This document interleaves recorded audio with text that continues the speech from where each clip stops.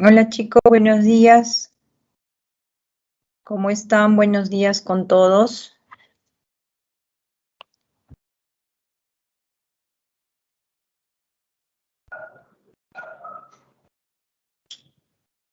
¿Cómo estás, Jeremy? Muy buenos días, ¿cómo estás? Hola, Ariana, buen día, buen día. Qué bueno, chicos, qué bueno que estén por aquí. ¿Cuántos cachimbos tenemos? ¿O todavía no tenemos cachimbos?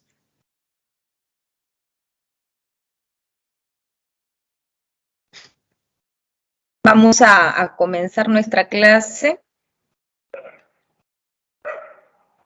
Ya estamos prácticamente a puertas de acabar el ciclo, ¿no?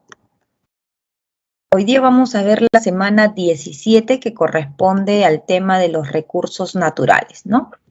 Ya más tranquilo, ya un poquito más de teoría, ¿no? No se me vayan a dormir nada más, ¿ah? A ver, ¿qué vamos a estudiar en los recursos naturales? ¿Qué cosa vienen a ser los recursos naturales?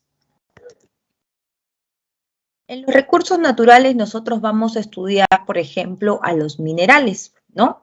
¿Qué cosa viene a ser un mineral? Un mineral, nos dice, es un sólido natural de origen inorgánico.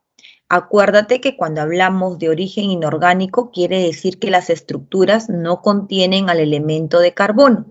Presentan una composición definida, o sea que vamos a ver que tienen una fórmula, ¿no? Y presentan una estructura cristalina. Estructura cristalina quiere decir que la distribución de sus átomos están ordenadamente. Se puede encontrar en forma de elementos o se puede encontrar en forma de compuestos, ¿no? Por ejemplo, tenemos aquí el oro. El oro, su fórmula del oro es el Au, ¿no? Y sabemos que es un mineral que se encuentra en su forma elemental. Pero también tenemos, por ejemplo, otro mineral que viene a ser la esfalerita y se representa como fórmula del sulfuro de zinc.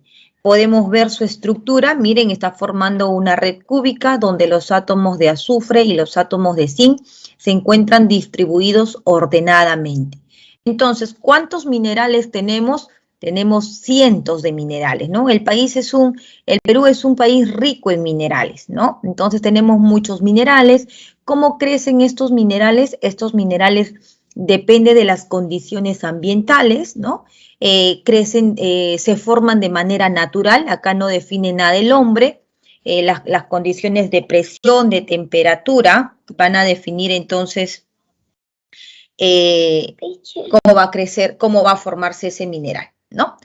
Muy bien, entonces un mineral, vamos a ver por lo tanto que puede estar formado por un solo elemento o puede estar formado por compuestos, ¿ok? Los minerales se van a clasificar dependiendo cuál es la actividad, cuál es el uso que nosotros vamos a realizar. Tenemos entonces, por ejemplo, los minerales metálicos. ¿Quiénes son los minerales metálicos, chicos? Los minerales metálicos son aquellos minerales de los cuales nosotros vamos a extraer los metales. Por eso decimos minerales metálicos. ¿Ok? Minerales metálicos. Por ejemplo, tenemos la hematita. ¿Cuál es la fórmula de la hematita? La hematita es el hierro 2, oxígeno 3, ¿no? Hierro 2, oxígeno 3. De la hematita, por ejemplo, nosotros vamos a extraer el hierro, ¿no? Por eso es un mineral metálico, se extrae el hierro metálico. Tenemos la blenda. La blenda es el sulfuro de zinc. Y de la blenda nosotros extraemos el zinc. El metal de interés es el zinc. Tenemos la galena, que viene a ser el sulfuro de plomo. De esta galena nosotros extraemos el plomo. Tenemos el cinabrio. El cinabrio viene a ser el sulfuro de mercurio, ¿no? De ese sulfuro de mercurio, nosotros vamos a extraer el mercurio. Ahora, ¿bajo qué criterios se extraen, por ejemplo, o se toma un mineral para que éste pueda ser denominado mineral metálico? La cantidad del metal que contiene, pues por lo general siempre va a estar encima del 50%, ¿no? La calcopirita, por ejemplo, la calcopirita es cobre, hierro y azufre 2. ¿Qué es lo que nosotros extraemos de la calcopirita? El cobre, ¿no? La calcopirita es el mineral que nosotros vamos a explotar para poder extraer cobre. Y tenemos el oro nativo, que saben que su fórmula simplemente es el AU. Entonces, chicos, los minerales metálicos son minerales los cuales se extrae, ¿no? O se explotan para poder extraer los metales. Por eso es su clasificación como mineral metálico.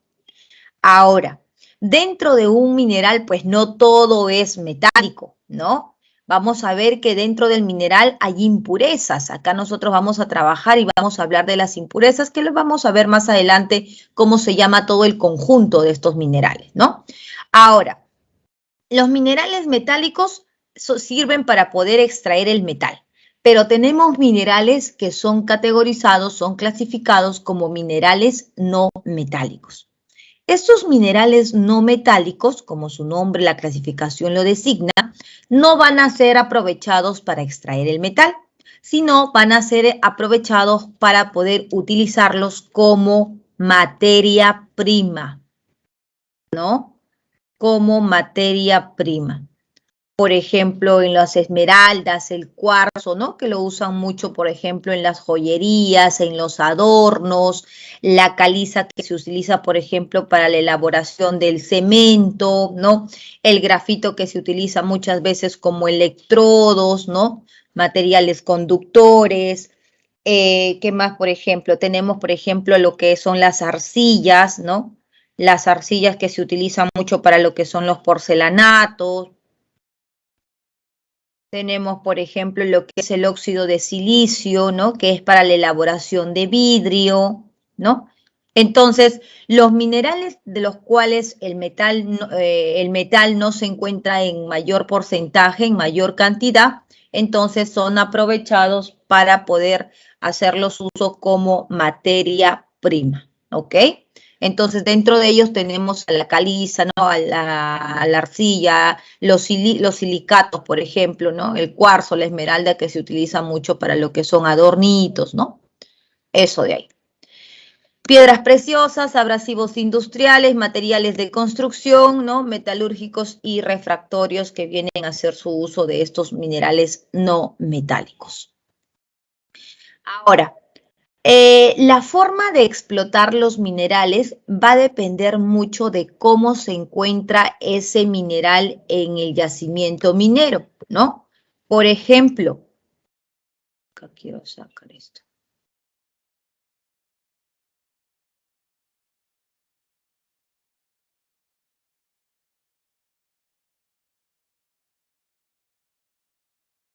Quiero que desaparezca esa barra de encima.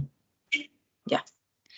Por ejemplo, tenemos aquí lo que son los minerales en forma de vetas, ¿no? Los minerales en forma de vetas se van a encontrar en ciertas zonas localizadas, nada más como ustedes pueden observar, miren. Todo lo que estoy pintando de rojito es donde se encontraría nuestro mineral de interés, ¿no? El resto pueden ser otras sustancias, otros componentes, ¿no? Que van a estar pues dentro de de toda la explotación, de todo el yacimiento minero. Ahora, ¿cómo entonces se realiza la explotación cuando nosotros tenemos minerales solamente en ciertos lugares, en zonas localizadas? A ello nosotros llamamos vetas, ¿ya? Y la explotación, cuando el mineral se encuentra en forma de vetas, se dice que se realiza una explotación subterránea, ¿no? Seguro que ustedes sí tienen una idea de qué es una explotación subterránea, lo que llamamos el socavón, ¿no? Arman de esa manera, como ustedes pueden ver en la imagen, ¿no? Y obviamente son las explotaciones un poco más peligrosas comparadas con las explotaciones de tajo abierto, ¿no? ¿Recuerdan? Creo que en el 2007, 2010, creo, me parece, ¿no? Pues, 2007 o más cerca, creo. En Chile, ¿no? En Chile, en Chile, ¿cómo se llama? Se quedaron atrapados los mineros, ¿no? Justo estaban haciendo una explotación en un subterráneo y de pronto, pues a veces una mala infraestructura, ¿no? Imaginen que no esté la suficiente resistencia de estos palos o la forma en que están armando, entonces todo se viene y tapa pues a todos los que están dentro, ¿no? Eso es el peligro de los yacimientos donde se hace la explotación subterránea, ¿no? Y esto va a ser necesario pues cuando los minerales se encuentren en forma de vetas, porque solamente tienen que ir para las zonas indicadas para que puedan realizar la explotación. Pero cuando el mineral se encuentra diseminado, quiere decir que el mineral se encuentra distribuido en todo el yacimiento, como ustedes pueden ver en la imagen, ¿no? Ahí todo el yacimiento estaría compuesto por ese metal y por lo tanto aquí no hay problema, el yacimiento se comienza desde el inicio, ¿no? Va avanzando, va avanzando, va avanzando y así van explotando ese mineral. Y esto se llama explotación tajo abierto, como pueden ver en la imagen, ¿no?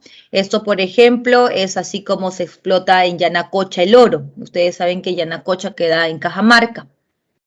Se explota el oro, ¿no? Acá colocan como si fueran, ¿cómo se llaman esto? Andenes creo que lo llaman, ¿no? Muy similar. Y donde cada andén colocan las mangueras de regadío para que puedan arrastrar finalmente el oro y todo ese oro que se encuentra en ese yacimiento llegue acá a la parte central y esto ya lo direcciona al laboratorio de procesos de la minería, ¿no? Entonces, esto es una explotación de tajo abierto cuando el mineral se encuentra distribuido en todo el yacimiento, ¿no?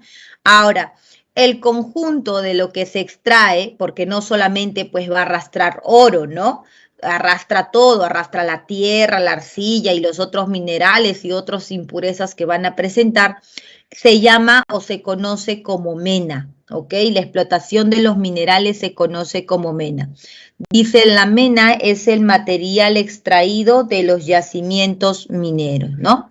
Entonces, en la mena nosotros vamos a ver el mineral valioso más la ganga, ¿no? La ganga vienen a ser todas las impurezas, ¿no? La arcilla y todo lo que no va a ser metal, ¿no? Todo lo que no se extrae para poder tener el elemento, el metal. El mineral valioso, pues, es el metal, ¿no? Entonces, el mineral valioso más la ganga, eso es lo que nosotros llamamos mena. Entonces, en la explotación de los yacimientos, se saca la mena y en esa mena contiene las impurezas más el mineral que es de nuestro interés. Chicos, recuerden que los leo, así que si tienen dudas, pregunten, ¿ok? Cualquier duda pueden preguntar. Muy bien, ¿qué más tenemos acá? Por ejemplo, el óxido de silicio, ¿no? Que viene a ser ya como el material, como el mineral no metálico que se extrae más para lo que son la materia prima, ¿no? En cambio, el mineral valioso sí es lo que va a costar, ¿no? El metal de interés. Muy bien. Ahora, en el momento de que se hace la explotación, ¿no? De los yacimientos mineros, es importante conocer cuáles son los procesos que ocurren para la extracción de cada elemento. Chicos, nosotros acabamos de mencionar, ¿no? Aquí, por ejemplo, en los materiales, en los minerales metálicos, a esto de la hematita, la blenda, ¿no? Como les dije hace un momento, pues existe un ciento de minerales, inclusive en la Facultad de Química, ¿no? De la universidad, tenemos todo una habitación enorme donde encontramos los minerales, ¿no? Todos muy bonitos, cada uno con una cualidad distinta, con un aspecto distinto, con propiedades completamente distintas, ¿no? Por ejemplo, existen minerales ahí, después ustedes lo googlean, ¿no? Por ejemplo, existen minerales que lo llamamos pecho de paloma, que es muy bonito. Ahora, ¿por qué se llama pecho de paloma?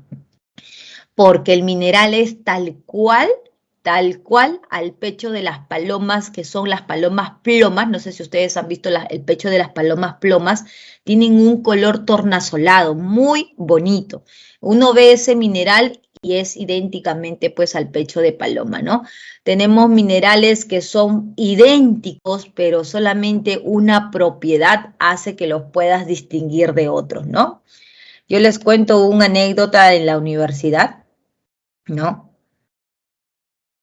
Sí, la mena, acuérdate que cuando uno explota la mena, ¿no? Cuando uno explota el yacimiento, saca la mena, ¿no? De un yacimiento tú sacas la mena. Acuérdate eso. Tú vas a la minería, explotas y sacas la mena. Y en esa mena tú vas a encontrar el mineral valioso y vas a encontrar el otro componente. Ahora, ¿de qué va a depender que lo utilices si ese mineral es metálico o no metálico? De los porcentajes que nosotros vamos a tener. Si, por ejemplo, en esa mena yo tengo un 80% de mercurio, obviamente que esa mena va a servir para poder extraer metales, entonces ese mineral va a ser mineral metálico. Pero si en esa mena yo tengo más porcentaje del mineral, del componente no metálico, entonces ese mineral va a ser más enfocado para lo que es materia prima, ¿no? De acuerdo a los porcentajes que contienen, es que se clasifican si es un mineral metálico o un mineral no metálico, ¿no? Pero lo que tú extraes de la mina se llama, de los yacimientos, se llama mena, ¿ok?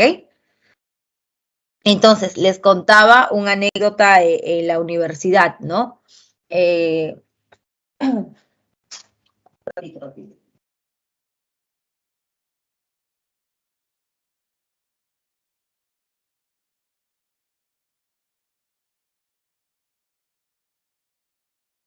ya, a ver.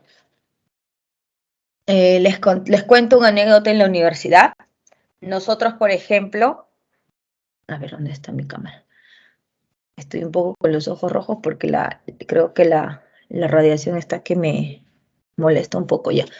Les contaba, por ejemplo, en la universidad nosotros tenemos lo que es un curso de mineralogía, todo un ciclo completo donde estudiamos los minerales, conocemos las propiedades, la estructura, el color, ¿no? Y hay minerales, por ejemplo, que son colores oscuros, son plomos, pero cuando tú los trazas, por ejemplo, ¿no? La propiedad de la raya, ¿se acuerdan? El rayado. Entonces uno ve que la línea es de color azul, la línea es de color rojo, y ahí es uno donde se da cuenta qué tipo de mineral es, ¿no? Porque hay minerales idénticos. Y lo curioso era el día del examen. Como son un montón de minerales, y para saber si es que tú has aprendido a identificar un mineral, la evaluación consiste pues en que el profesor te coloque 20 minerales, ¿no? Obviamente pues el profesor elige, no sabes qué son de los cientos que están allí, y te dice que te da una hojita y tú tienes que colocar, ¿no? En el 1 qué mineral es, en el 2 qué mineral es y así. Identificar los 20 minerales. Y para ello te dan pues tu cuchillito, te dan imán, te dan porcelanato, te dan cerámico, te dan todo lo necesario para que tú puedas hacer las propiedades físicas, evaluar todo, estudiarlo, la estructura, la raya, el magnetismo y todo, para que tú puedas ir viendo de qué elemento se trata, de qué mineral se trata, ¿no? Y como somos en ese curso, pues un montón, creo que son 60, 70 estudiantes por ese curso, por ciclo, eh, eran 20 minerales, eran 20 minerales y entraban de 10 en 10 para que no se aglomeren, ¿no?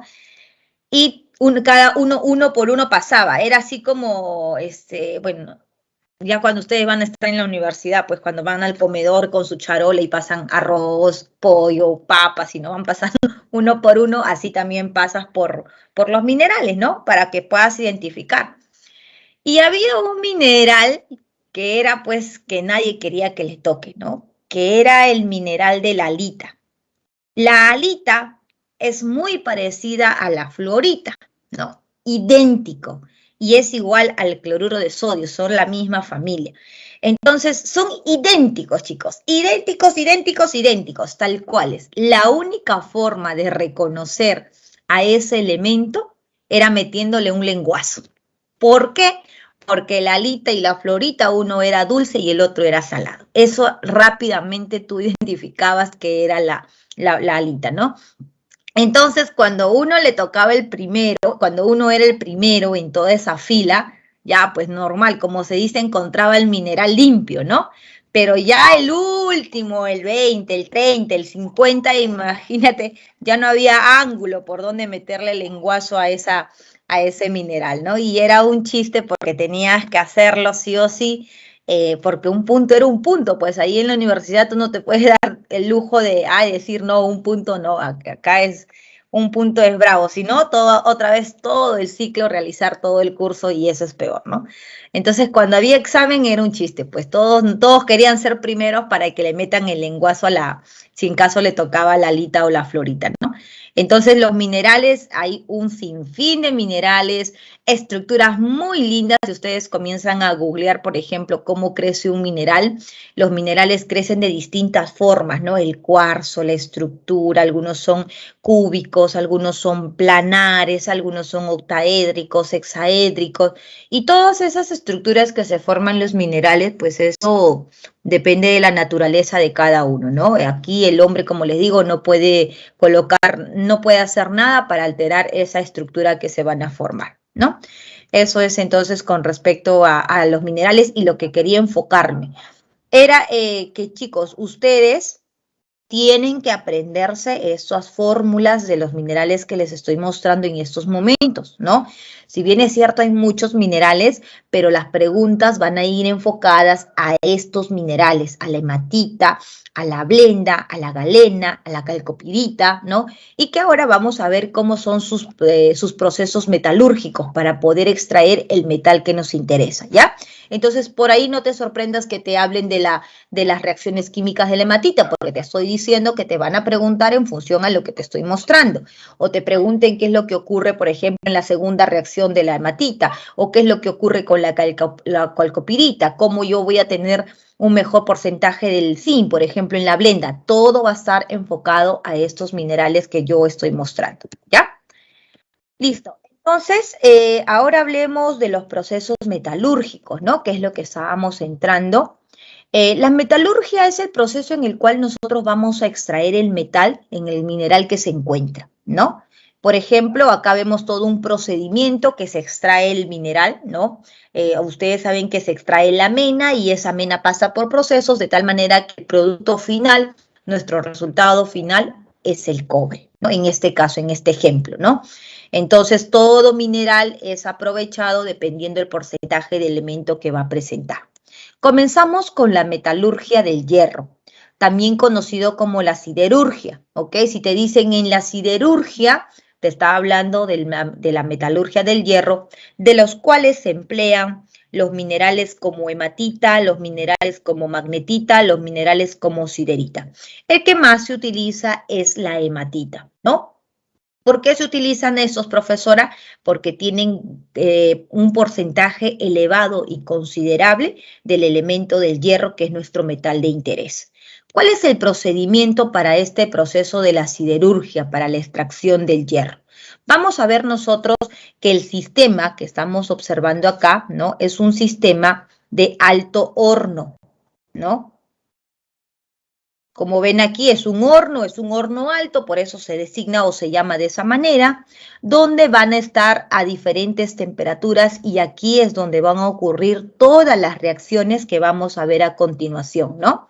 Se agrega lo que es el coque, que vamos a ver en las siguientes reacciones, el coque que viene a ser el carbono, que va a formar el monóxido de carbono para que pueda finalmente reducir a la hematita, formando acá el hierro, y como ustedes pueden ver acá en la parte baja, es donde finalmente se da la separación de la sustancia que a nosotros nos interesa y las sustancias, los residuos que van a quedar, ¿no?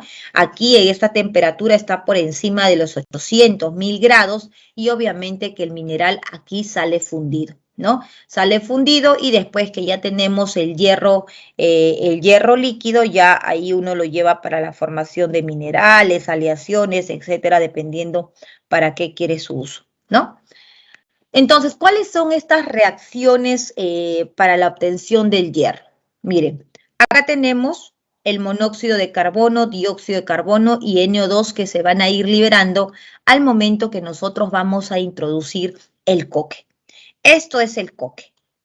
Esto es el coque. Cuando te hablan del coque, en otras palabras, te están mencionando al carbono. El carbono ingresa al alto horno, ocurre un proceso de oxidación, el cual se conoce como el monóxido de carbono, y ese monóxido de carbono va a reaccionar con la hematita, ¿no? Ya tú sabes que esto es la hematita. Entonces aquí el hierro está trabajando con +3 y acá estamos viendo que el hierro trabaja con 0. ¿Qué está ocurriendo? Un proceso de reducción. Entonces debes de saber que este monóxido de carbono es un agente reductor. Si tienen dudas me preguntan, ¿ah? Es un agente reductor. Todos los puntos que yo estoy mencionándote, ¿ok? Sí, sí, Jeremy, definitivamente el coque es el carbón, ¿no? Entonces siempre va a estar en el estado sólido. Todos los puntos que yo te estoy mencionando son puntos importantes que te pueden preguntar en tu evaluación, ¿ok?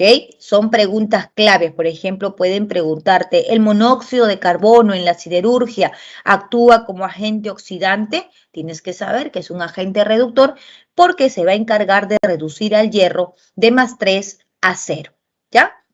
Entonces, también te pueden preguntar, ¿el sistema en el cual se realiza la siderurgia del hierro es el alto horno? Sí, acuérdate que todo este sistema es el alto horno, ¿no? Y vemos aquí las temperaturas, mire, 250, 600, 1000, 1600. La escoria es el residuo que va a quedar de todo el proceso de la siderurgia y acá en la parte final, por diferencia de densidades, aquí el hierro, por diferencia de densidades, nosotros vamos a ver que se libera el hierro fundido, ¿no? Y de acá ya el hierro se destina para lo que quieran realizar. Y a este lado, ¿no? Vamos a tener todos los residuos. Esto se va a separar, como ustedes pueden ver, debido a que están los líquidos con diferentes densidades, ¿ok? Entonces, estos son los pasos importantes para poder explotar el hierro, ¿ya? El primer paso es un proceso de oxidación, como te puedes dar cuenta.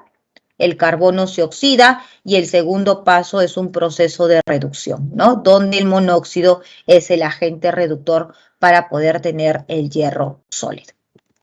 Muy bien, eso sería entonces la metalurgia del hierro o la siderurgia, ¿no? Donde nosotros vamos a usar la hematita. Acuérdate que generalmente, principalmente, pero también te pueden hablar de la anterior, ¿no? De la magnetita o la siderita, así que considéralo, pero toma más en cuenta la hematita, ¿ya? Entonces, esos minerales se utilizan para la siderurgia del hierro. Muy bien, pasamos ahora a hablar sobre la metalurgia del cobre. El cobre, ¿de dónde se extrae? El cobre se extrae principalmente de la calcopirita, que ya te di su fórmula, que está formado por cobre, hierro y azufre, ¿no?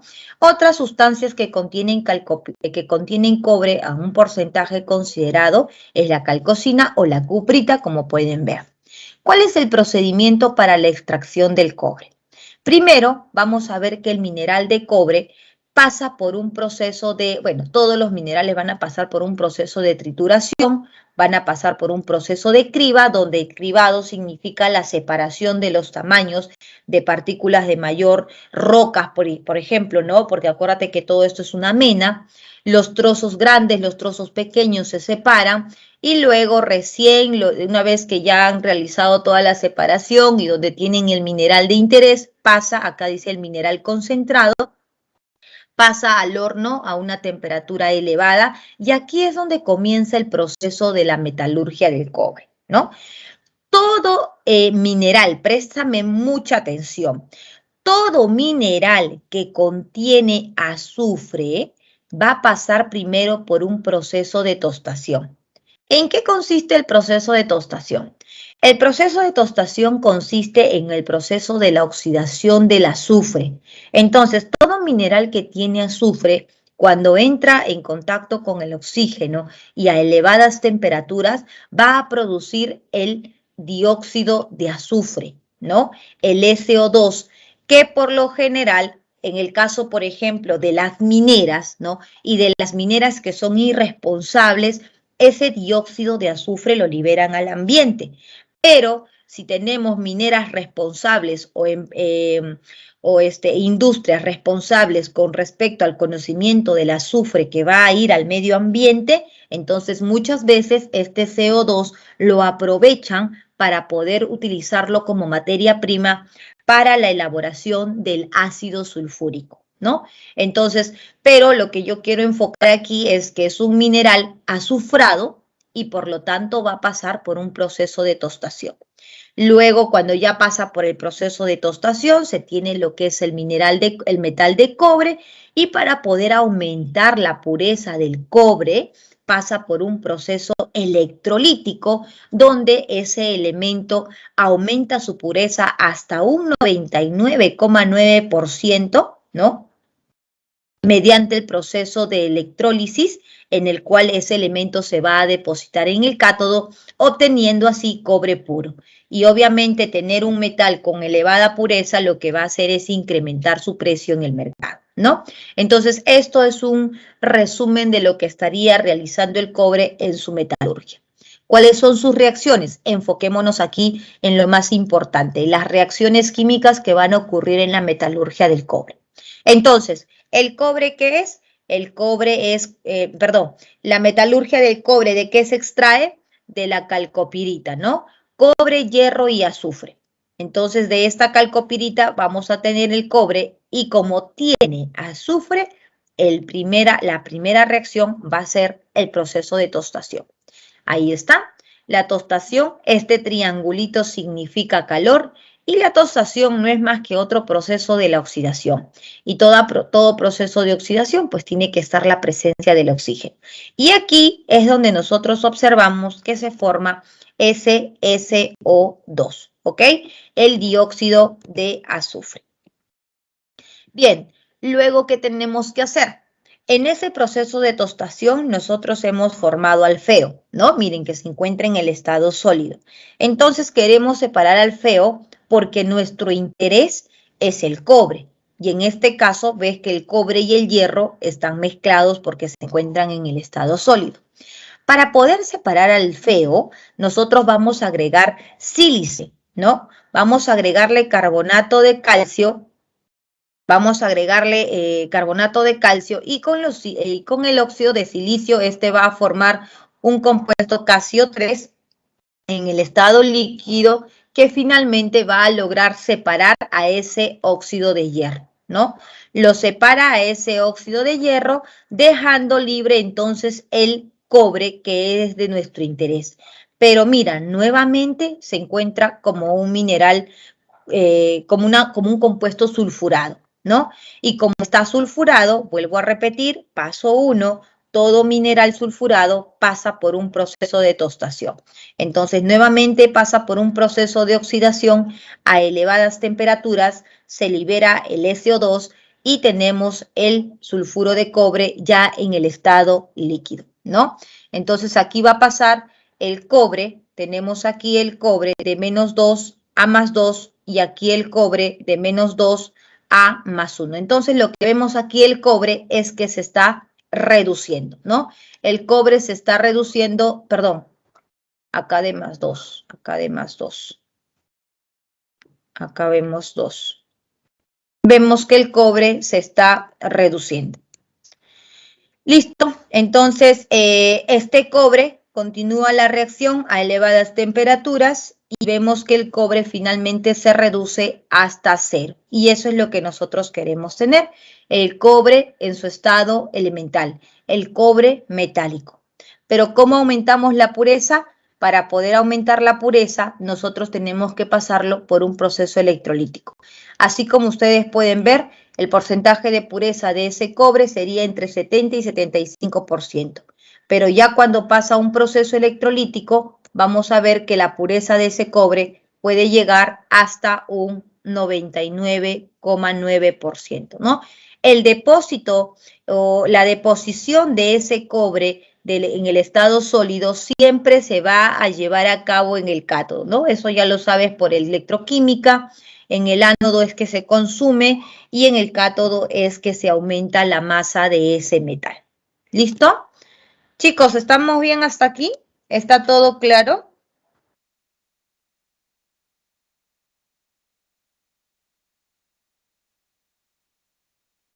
¿Todo claro? ¿Todo bien? Sí, ¿no? Sí, no me responden nada, pero espero que sí esté todo claro.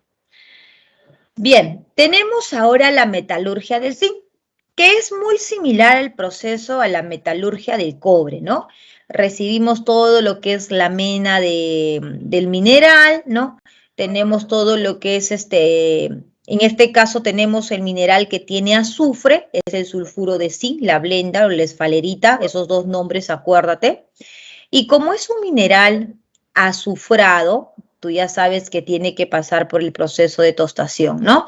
Para poder liberar el SO2 y ser aprovechado pues como ácido sulfúrico, ¿no?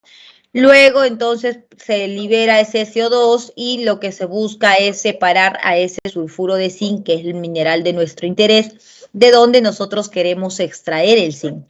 Pasa por un proceso de lavado.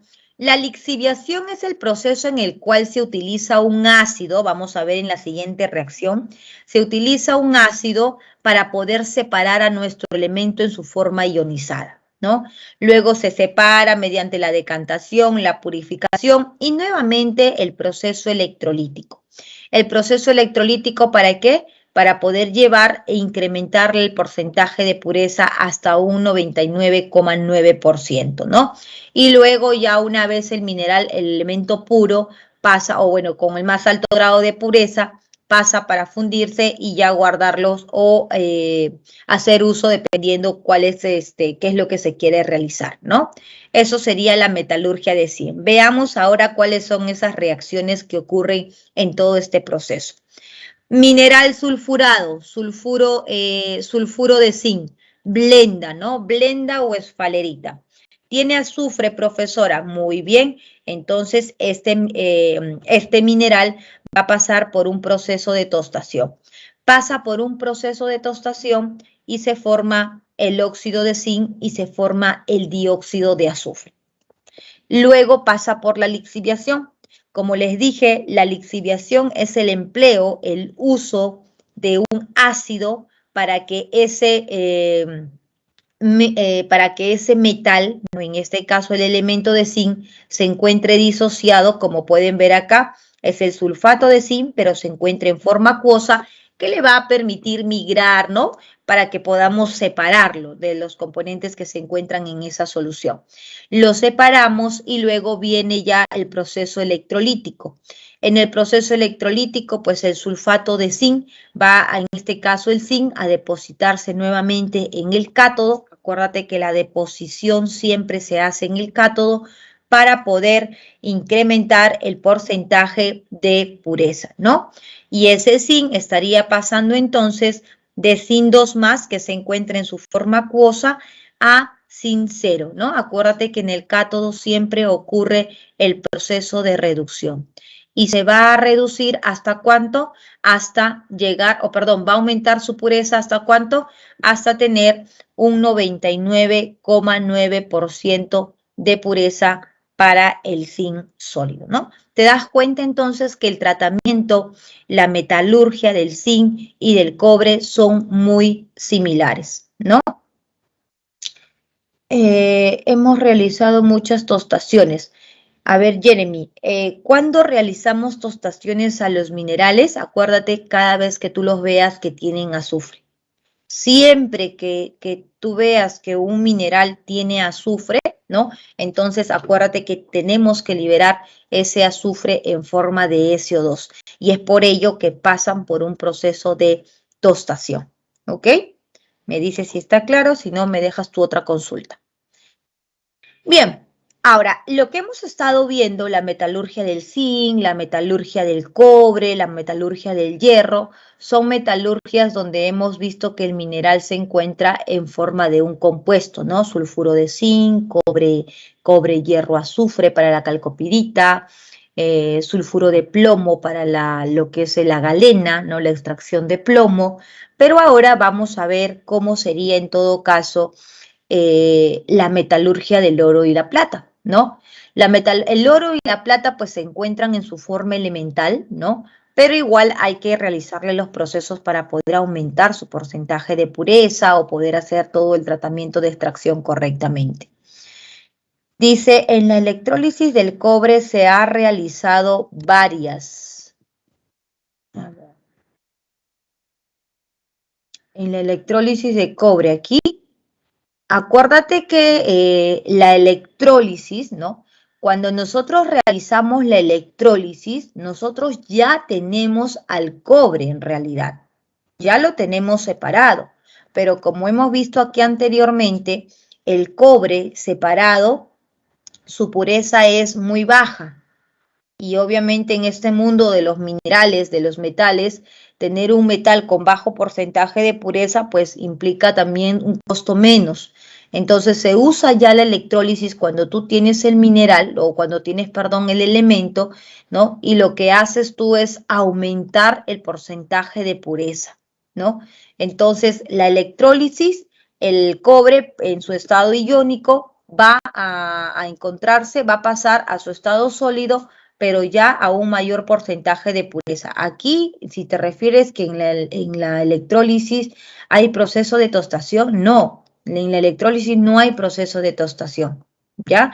La tostación se realiza inicialmente y ya la electrólisis simplemente es como decir el toque final para aumentar el porcentaje de pureza de nuestro metal de interés, tanto en el cobre como en el zinc, ¿no? En el zinc igual realizamos la tostación, la lixiviación, si encontramos nuevamente azufre lo vamos a volver a realizar el proceso de tostación y luego ya cuando tenemos el zinc, por ejemplo acá tenemos el zinc en acuoso, ¿no? Porque ya lo tenemos como sulfato de zinc, simplemente realizamos el proceso electrolítico, ¿no? Y ya el objetivo se logra ya que va a aumentar el porcentaje de pureza, ¿ok? En el caso del oro y la plata, si hay más dudas, Jeremy, dale. ¿Ok? Escribe ahí nada más. En el caso del oro y de la plata, que son sustancias elementales, ¿no? Vamos a ver que el procedimiento para la explotación del oro y la explotación de la plata es la misma, ¿no? O muy similares prácticamente porque son sustancias elementales. Entonces vamos a ver, por ejemplo, que se puede realizar mediante la explotación, mediante la metalurgia de la cianuración, donde vamos a utilizar cianuro, ¿no? Por ejemplo, acá está la primera reacción. Tenemos el oro que supuestamente ha sido extraído, pasa por un proceso donde se le agrega cianuro de potasio, se forma un complejo, esto de aquí es un complejo, donde ese complejo trabaja como encapsulando al oro, ¿no? Y luego vamos a ver que ocurre un proceso de, en este caso, de intercambio de elementos con el objetivo de poder retirar el oro y dejarlo solo, ¿no? Entonces, ¿qué va a pasar? El zinc va a ingresar a ocupar el espacio del oro y el oro va a salir quedando oro sólido, ¿no? Entonces aquí vemos que el oro de cierto estado de oxidación va a pasar a un estado de oxidación cero, ¿no? Ocurre un proceso de reducción. Eso es la cianuración, ¿no? Por ejemplo, en las minerías actualmente, por ejemplo, en Yanacocha, el tratamiento que se utiliza bastante es la cianuración, efectivamente. Y este proceso de cianuración pues se hace en un medio ácido, ¿no? Utilizan el medio, el hidrógeno, el HCl, para que puedan realizar una mejor extracción. Actualmente se vienen buscando diferentes métodos que se trabajen en un medio básico para la explotación del oro porque causa menos contaminación y también menos daño al personal, ¿no? En este caso al químico o al laboratorista que está responsable de la extracción minera. Por eso es que muchas veces en las minerías, ¿no? Ganas bien, pero hay un riesgo alto de que finalmente la plata que juntes pues no lo vas a disfrutar porque tus años se acortan por todo los reactivos químicos contaminantes que uno pueda utilizar en el proceso de las, ¿no? En los procesos, en este caso, de las explotaciones. El ácido, por ejemplo, el cianuro es una sustancia muy tóxica que cuando entra a reaccionar con el ácido clorhídrico forma el ácido cianhídrico y el ácido cianhídrico te mata. Tú hueles ácido cianhídrico y no vives para contarlo, ¿no? Y por ejemplo, eso es lo que ocurre, eso es lo que sucede en estos mitos donde las personas, no sé si ustedes han escuchado, pero les cuento, que cuando se encuentran oro, por ejemplo, en la sierra, ¿no? Han escuchado eso que a veces en los lugares, en los pueblitos sobre todo, ¿no? Bien alejados, las personas se encuentran oro y cuando están queriendo sacar, muchas veces dicen, ¿no? Hay muchos mitos en realidad que los apus o los papitos y todos los diositos que puedan existir en ese ambiente no te dejan sacar el oro, que tú tienes que ser una persona buena, porque cuando todas las personas que han intentado sacar el oro se han muerto, ¿no? No sé si ustedes han escuchado esas historias. En realidad, sí, ocurre efectivamente que las personas que intentan sacar el oro fallecen, ¿no? Inclusive te dicen para que tú puedas sacar el oro tú, y la tierra no te castigue o los apus o los diositos no te castiguen, entonces tú tienes que dar una ofrenda, te dicen, y tienes que quitarte tu ropa y darle para que esa persona recién te deje sacar el oro, ¿no? Son mitos que existen de esa manera, pero en realidad lo que ocurre es lo siguiente. Cuando nosotros encontramos el oro, siempre lo vamos a encontrar con el ácido cianhídrico, ¿no? Es muy común que donde hay oro va a haber una liberación del ácido cianhídrico. Entonces, cuando uno encuentra oro, ¿no? Y dice, tienes que ofrendar tu ropa, te sacas y lo tapas, ¿no? Y mientras que estás haciendo todo tu acto de ceremonia, ofreciendo, ¿no? Entonces, en todo ese tiempo, el ácido cianhídrico que está al costado de ese mineral del oro se va liberando, ¿no? Poco a poco porque lo has tapado, entonces al momento que tú ya vas a sacar el oro o que la persona va a sacar, ya el gas, de gas ya se ha difundido, ¿no? Ya se ha difundido, entonces ya hubo difusión y por lo tanto ya no es tanto ya no te contaminas, en otras palabras, y pueden sacar el oro. Pero hay personas que desconocen de ello y ¿qué hacen? Encuentran oro y ¡pah! Se desesperan y comienzan a escarbar y siguen sacando. ¿Y qué es lo que hacen en el momento de la excavación que ellos están haciendo? Todo el ácido cianhídrico que va saliendo se lo van oliendo. Y como les digo, el ácido cianhídrico pues es tóxico, ¿no? Es peligroso, es tóxico y ¿qué pasa al rato? Puede ser al momento, dependiendo de la concentración que ha inhalado, puede ser al rato y simplemente la persona fallece, ¿no? Entonces, eso es lo que ocurre realmente en estas historias donde encuentran oro, ¿no? En los lugares alejados, en las sierras y sacan, ¿no? Sacan. En las pepitas ya no, Jeremy, porque las pepitas de oro ya tienen un proceso, ya prácticamente son puros, ¿no? El detalle es donde se encuentra, ¿no? Donde se encuentra, ¿no? Ahora, también considerando los que es en un río, acuérdate que el ácido cianhídrico puede estar presente, pero el mismo hecho que esté en agua, pues ya se disuelve, ¿no? Se volvería acuoso, entonces ya no hay ese riesgo de inhalarlo, ¿no? El riesgo está cuando el ácido cianhídrico trabaja o se encuentra en forma gaseosa. Y eso es justamente lo que ocurre en las mineras, ¿no? En las mineras usan ácido clorhídrico, entonces reacciona el cloro con el ácido cianhídrico, el cianuro con el hidrógeno y ahí forma el HCN. Y eso es lo que sale los vapores, entonces por eso es que los analistas en las minas pues están bien protegidos con su mascarilla. Ahí rigen mucho todo lo que son los EPPs, ¿no? El que no usa su EPP, pues no vive, como les digo, para contarlo. Entonces, eso es uno de los focos bastante que hoy en día pues buscan no trabajar en medios ácidos, sino trabajar en medios básicos, ¿no? Y eso pues implica un proceso de una serie de tiempo de investigación donde el objetivo de extraer el oro sea a un buen porcentaje, ¿no? Pero realizando métodos que no sean tan dañinos, ¿no? Eso es. Entonces tenemos este proceso de la cianuración para la explotación del oro, ¿correcto? Y lo mismo para la explotación de la plata, lo mismo, solo que en posición del oro va a entrar la posición de la plata. Y el proceso de amalgamación viene a ser el uso del mercurio. El uso del mercurio donde se va a formar una amalgama que contiene al oro o que contiene la plata para poder separarlos. Un minutito, por favor.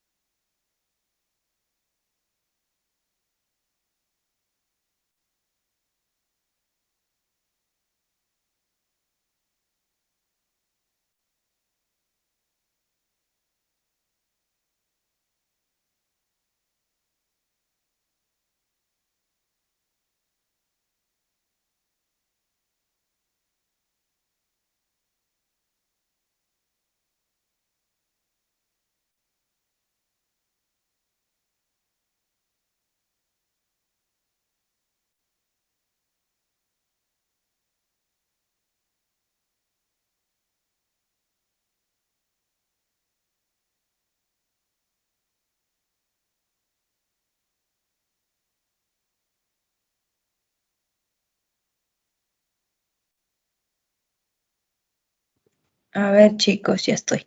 A ver, ¿qué nos dice por acá Diana? Miss, al estar en el río, ¿llega a contaminar? Eh, bueno, el cianuro es una sustancia más que todo contaminante, o mejor dicho, tóxica, cuando se encuentra en ácido, ¿no? En el río, pues ya podría alterar, sí, definitivamente el pH, porque es una sustancia es una sustancia ácida y por lo tanto estaría alterando el pH del río, ¿no? El pH del agua, y por ese lado estaría causando una contaminación, ¿no? Por ese lado, viéndolo desde ese lado. Pero como sustancia, de repente, que una persona pueda beber, ¿no? Más o menos de repente por ahí es el enfoque, que una persona pueda beber y le pueda causar daño. eh, a ver, podría ser exactamente, pero no sabría decirte si exactamente será el mismo daño. Lo que sí puede causar de repente es algunos malestares, dolores de cabeza, ¿no? Pero no va a ser tan elevado la concentración que lo pueda matar, ¿no? En cambio, el ácido sí, el ácido es muy tóxico, muy potente, ¿no? Eso es. Entonces, la amalgamación, ¿no? Es el uso del mercurio para que forme complejos con el oro y la plata y finalmente se pueda extraer, ¿no? Entonces, esto sería con respecto a los procesos metalúrgicos de los minerales, ¿ok? Para la explotación de los metales, que en este caso hemos hablado del cobre, del zinc y del hierro. Hablemos ahora de los recursos energéticos como por ejemplo el carbón, ¿no?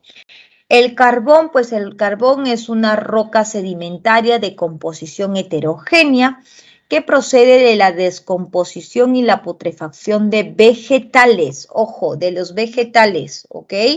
A diferencia del petróleo que vamos a ver que es la descomposición de la materia orgánica, ¿no? Entonces, el carbono está compuesto por estos componentes. Tiene humedad, ¿no? Tiene silicio, aluminio, calcio, magnesio, azufre, nitrógeno, hidrógeno. Eso es lo que nosotros tenemos como parte de las composiciones del carbono, las impurezas que va a presentar el carbono. Y dependiendo el porcentaje de carbono que va a presentar cada uno, nosotros vamos a ver la clasificación de ellos, ¿no? Por ejemplo, tenemos lo que es, en este caso, la turba, tenemos el lignito, tenemos la hulla, tenemos la antracita, y vamos a ver que estos van a tener un porcentaje de carbón. A medida que va pasando más el tiempo, el porcentaje de carbón se va incrementando. Por ejemplo, tenemos aquí la turba, el lignito, el carbón bituminoso y la antracita. Entonces, dice, aumenta la antigüedad hacia la derecha. ¿Qué quiere decir ello? Que la antracita presenta mayor porcentaje de carbono. Mayor porcentaje de carbono. Y es por ello que va a tener un poder calorífico mayor comparado con el porcentaje de la turba, ¿no? Por ejemplo, vamos a ver aquí, mayor tiempo, ¿no? Más antiguo, mayor porcentaje de carbono. Ahí está, aumenta el contenido de carbono y por lo tanto el poder calórico es mayor. Ustedes, por ejemplo, cuando hacen parrilla, ¿no? Seguro que les ha tocado comprar el carbón y hay carbones que se reducen, que se consumen súper rápido, ¿no? Se consumen en un 2x3, pero hay carbones que tú ves y duran, ¿no? Y justamente los precios de los carbonos es en función a ello. Mientras más antiguo es el carbón, va a ser mejor. Y eso significa que va a tener mayor poder calórico y por lo tanto va a durar más tiempo, ¿no? Y eso también implica que vas a gastar menos carbón. De repente en tu parrilla solamente una bolsa, pero cuando es un carbón por así decirlo, chancho, necesitas 2 bolsas, ¿no? Por eso siempre el dicho, lo barato sale más caro, eso es cierto, ¿no? Las cosas cuestan porque son buenas, ¿no? Y más vale comprar algo bueno para que nos dure bien, a comprar algo que es barato y pues que se acabe rápido y toque comprar otra vez, ¿no?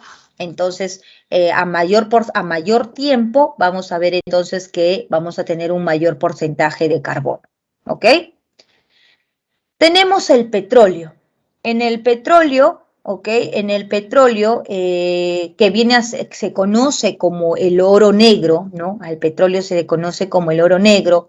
Sabemos que este recurso es no renovable, ya que va a llegar un momento en que se va a terminar, ¿no? Por eso es un recurso no renovable y no sabemos en qué momento. Por eso es que ahora, actualmente, pues ya se ven diferentes alternativas de energía, ¿no? Y una de ellos son, por ejemplo, los procesos electrolíticos. No sé si en clase comentamos sobre los vehículos de ahora, de los vehículos que funcionan con celdas de combustible, ¿no? Los celulares, las laptops, todos los sistemas, los dispositivos electrónicos que van a trabajar no con la corriente normal, sino ya van a trabajar con otros sistemas donde ocurren oxidación y reducción para la generación de energía. Y como productos secundarios, por ejemplo, ahorita nosotros que usamos el combustible, ¿no? El petróleo para fuente, por ejemplo, principal de los vehículos para que puedan movilizarse, su producto secundario pues es la liberación de dióxido de carbono, de monóxido de carbono, de dióxido de azufre, que son contaminantes, ¿verdad? Pero en el caso, por ejemplo, de los procesos electrolíticos de las celdas de combustible, el producto secundario es el agua. Inclusive ahí ustedes pueden googlear, ¿no? Colocan ahí celdas de combustible en vehículos en el futuro. Ustedes van a ver cómo es todo el sistema, cómo ocurre el proceso de oxidación, de reducción y el producto que sale es agua, ¿no? Entonces es más amigable con el ambiente comparado, por ejemplo, con lo que es ahora el porcentaje de rendimiento de las máquinas. Normalmente nosotros trabajamos con el ciclo de Carnot, ¿no? El ciclo de Carnot que trabaja entre 40 y 60% de rendimiento. En cambio, estas celdas, esta nueva tecnología, que es una tecnología del futuro, tiene un 80-85% de eficiencia. O sea, definitivamente hay muchos puntos que favorecen al uso de ello. ¿Por qué aún no se utilizan? Porque hay muchos componentes, que en este caso son los catalizadores, que todavía están en estudio para que puedan aminorar los costos y puedan estos pues salir al mercado. Actualmente un vehículo que funcione con estas celdas de combustible es muy caro. Es muy caro. ¿Ya hay en el mundo? Sí, ya los hay. Inclusive hay muchos países que ya utilizan el etanol como alcohol, como combustible, ¿no? Y que funcionan o intentan que sus vehículos funcionen con todo este sistema, ¿no? Pero ya, como les conté o de repente se me pasó, la Toyota ya tiene la patente de estos vehículos, ¿no? En el 2015, 2016 compró estas patentes y pues que de acá a unos años no nos va a sorprender que el petróleo no sea nuestra fuente principal de energía de los vehículos, ¿no? Entonces, por el momento, esto sigue siendo una de las fuentes principales, causa contaminación, es un recurso no renovable y está formado pues por una mezcla de hidrocarburos, ¿no? Dentro de estos compuestos tenemos a compuestos hidrocarburos que son aromáticos y que ustedes saben que los aromáticos pues muchos de ellos son muy contaminantes. ¿Cómo se formó el petróleo? Sabemos que el petróleo se formó por miles de años, ¿no? Miles de años donde pues generaciones, ¿no? De uno y otros quedaron bajo tierra y toda la materia orgánica que contiene carbono se descompuso, ¿no? Y finalmente se formó lo que es lo que hoy nosotros llamamos el famoso oro negro, ¿no? La descomposición de toda esta materia orgánica, ¿no? Así se forma entonces el famoso petróleo, ¿no? ¿Cuáles son las características del petróleo? Bueno, el petróleo tal cual es un líquido oscuro, ¿no? Color negro, con un olor nauseabundo, ¿no? Huele horroroso porque es pues obviamente es la la putrefacción de toda la materia orgánica que se han formado, reacciones químicas, y ahí es donde se forman todos esos compuestos que nosotros vamos a tener y los vamos a aplicar, ¿no? Casi el 90% de las cosas que nosotros utilizamos, chicos, son derivados del petróleo, ¿no? Ustedes cuando vayan al Parque de las Leyendas, no sé si han tenido la oportunidad de ir a la último, yo les hablo porque recién, yo había ido hace mucho tiempo, pero no había visto el museo que había de Petroperú, si no me equivoco, muy bonito, que habla todo de todo lo que son los derivados del petróleo. Muy bonito, es muy bonito. Entonces, si tienen la oportunidad de ir, no se olviden de ir a esa parte del museo y donde ahí les muestran, ¿no? Los porcentajes que son derivados del petróleo y que realmente pues todo lo que tenemos alrededor de nosotros, plásticos, lapiceros, cauchos, pinturas, solventes, son derivados del petróleo, ¿no? A eso lo llamamos ya la petroquímica. Entonces su composición es variada, es una mezcla y depende del lugar de procedencia, ¿no? El tipo de petróleo que se pueda formar es un recurso natural, es un recurso que va a depender mucho de sus condiciones ambientales, ¿no? Es más viscoso que el agua, pero menos denso e insoluble en él, ¿no? Ahí podemos ver, por eso es que cuando hay un derrame de petróleo, vemos que en la parte de la superficie del agua se va todo el petróleo, ¿no? Porque es prácticamente pues la misma densidad del aceite, ¿no? Y sabes que el agua y el aceite tienen diferentes polaridades, por lo tanto no se van a mezclar y lo mismo ocurre con este petróleo. Bien, entonces en el proceso de la extracción, ¿no? De la separación de los componentes que tiene el petróleo, nosotros vamos a ver el proceso de la exploración, el proceso de la perforación, el proceso de la extracción, cómo realizan todo para que puedan sacar la producción. Bueno, todo esto obviamente es básicamente la actividad,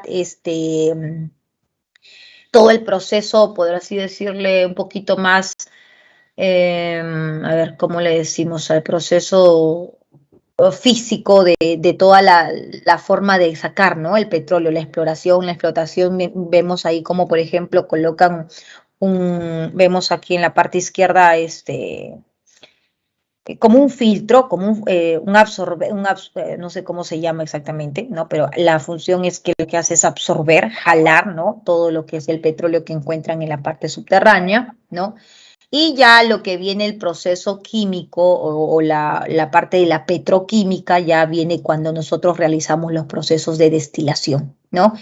Entonces ahí ya cuando nosotros empezamos a separar, porque lo que se extrae realmente en esa exploración es el oro negro, ¿no? Sale todo el oro negro y luego ya después de todo el proceso de que ya tenemos en los barriles el petróleo, viene el proceso de lo que es la refinación del crudo, ¿no? Y en la refinación del crudo, ahí ustedes, por ejemplo, ven, estos son los tanques, estos tanques que es muy común cuando uno viaja, de repente observa, ¿no? Estos tanques en diferentes lugares, por ejemplo, que vamos a ver algunas refinerías petroleras. Y estos que vienen a ser son sistemas de destilado, donde ocurre todo el proceso de separación del petróleo, ¿no?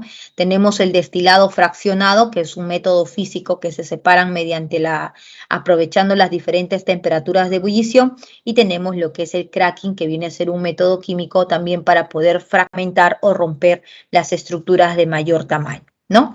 Entonces, ¿cómo se realiza la separación del petróleo? ¿No? La refinación del petróleo, la separación del petróleo, los derivados del petróleo se obtienen mediante la destilación fraccionada. ¿Ok? La destilación fraccionada es un método físico, eso tenlo bien claro. Muchos pueden pensar que es un método químico, no, es un método físico, porque solamente te vas a basar en jugar con las temperaturas de ebullición. Por ejemplo, miren, acá ingresaría el petróleo crudo, aquí estaríamos colocando el fuego a diferentes temperaturas y dependiendo qué es lo que nosotros queremos separar, vamos a ir graduando esa temperatura.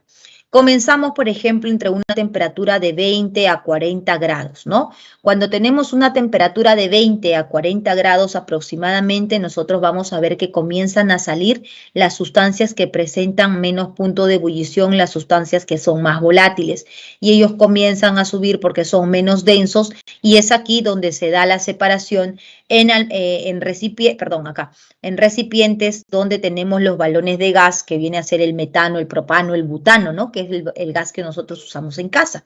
Son los menos densos. Luego, cuando ya el sistema observa que ya no sale ningún gas, ¿no? A esas condiciones comienza a incrementar la temperatura. Vamos a trabajar a una temperatura de 80, muy bien. Entonces, a 80, 70, 60 comienzan a salir las otras sustancias que tienen menos volatilidad y así van subiendo por la densidad y estos van dirigiéndose a otro recipiente donde son almacenados los disolventes, ¿no? Todos los solventes que nosotros utilizamos para poder disolver las pinturas, ¿no? El éter, las bencinas, todos ellos son derivados del petróleo, ¿no? Son derivados del petróleo.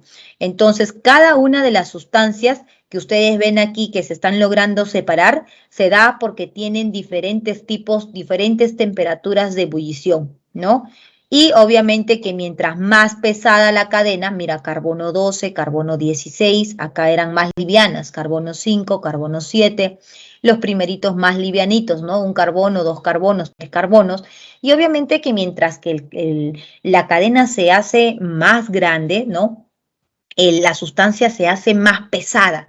Empezamos con gases, de ahí son líquidos, de ahí son sustancias más viscosas, como el aceite, por ejemplo, los lubricantes, mira la cantidad de carbono, ya son cadenas más grandes, ¿no?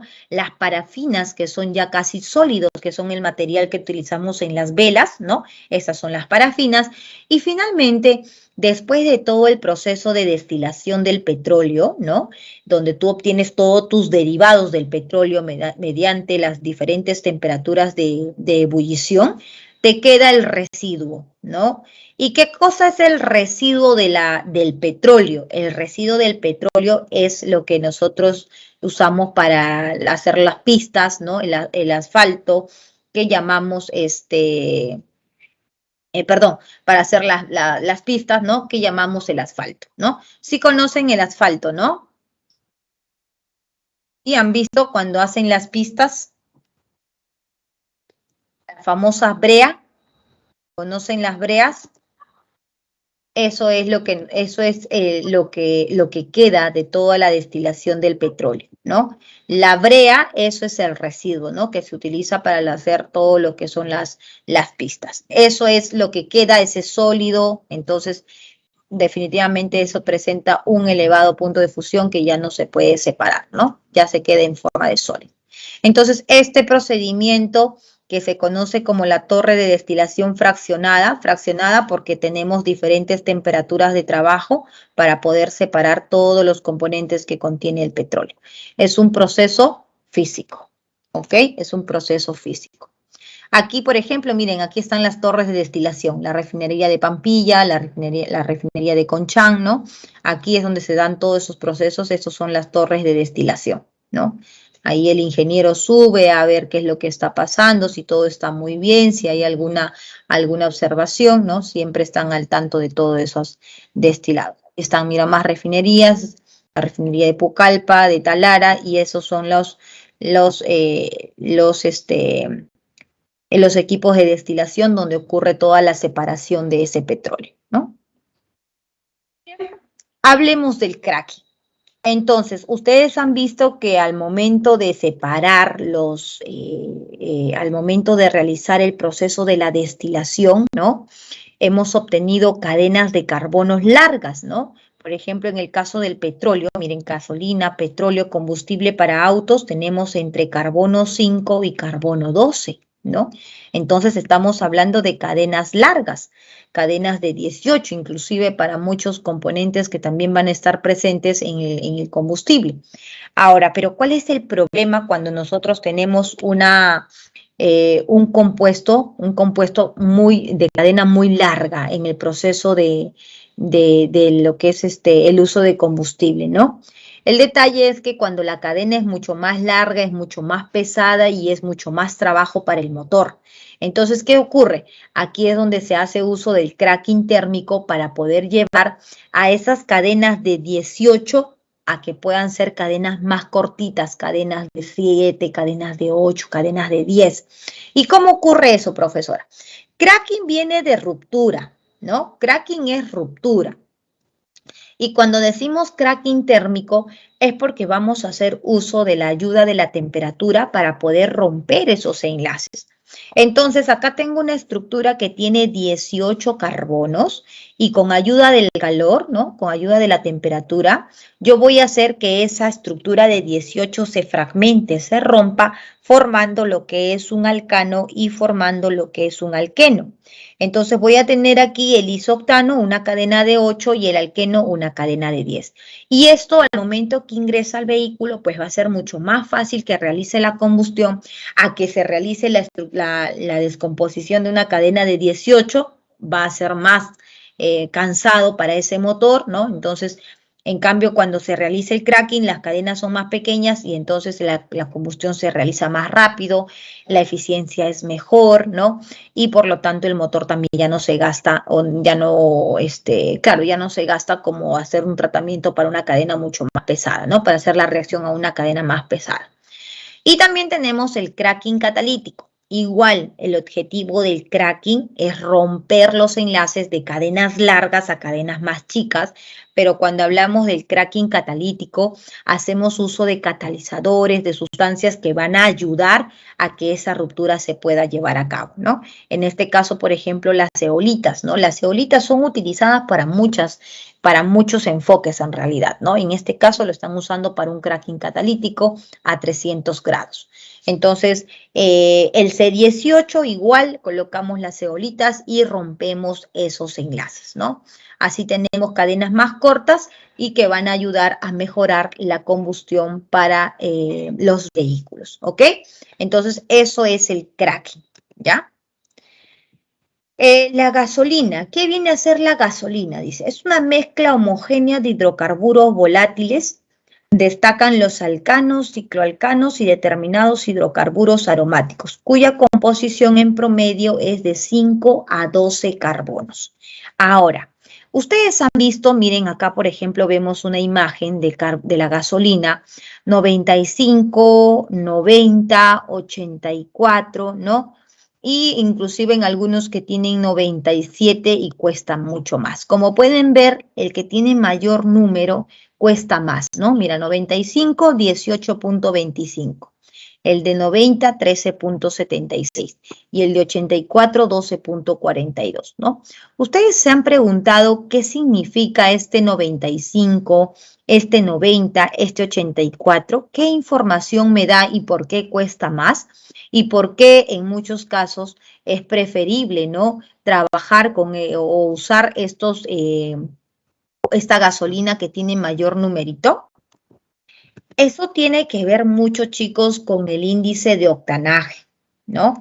El índice de octanaje es la capacidad que va a tener ese combustible antidetonante para que pueda evitar las explosiones en el motor, ¿no? Entonces, ¿todos los combustibles tienen un octanaje? Sí, van a presentar un octanaje que va a ayudar a mejorar el rendimiento, la eficiencia de ese motor, ¿no?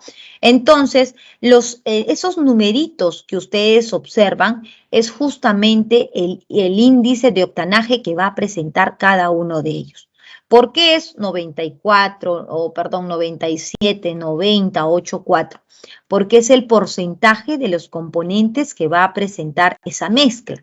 Por ejemplo, se dice índice de octanaje porque lo que contiene es una sustancia que presenta 8 carbonos, por eso viene del oc, ¿no? Octa, tú sabes que eso es prefijo de 8 carbonos y que tenemos el 2,2,4 trimetilpentano, ¿no? Que conocemos como el isoctano.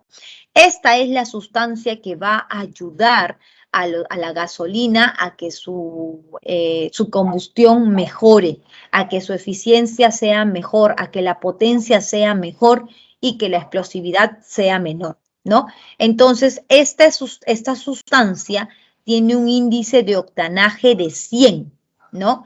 Y el heptano, como es una sustancia que no tiene 8 carbonos, pues tiene un índice de octanaje 0. Este no va a contribuir en nada de lo que sí una sustancia que tiene octanaje, en este caso que son efectivamente el que va a tener buen rendimiento es el 2,2,4 trimetilpentano.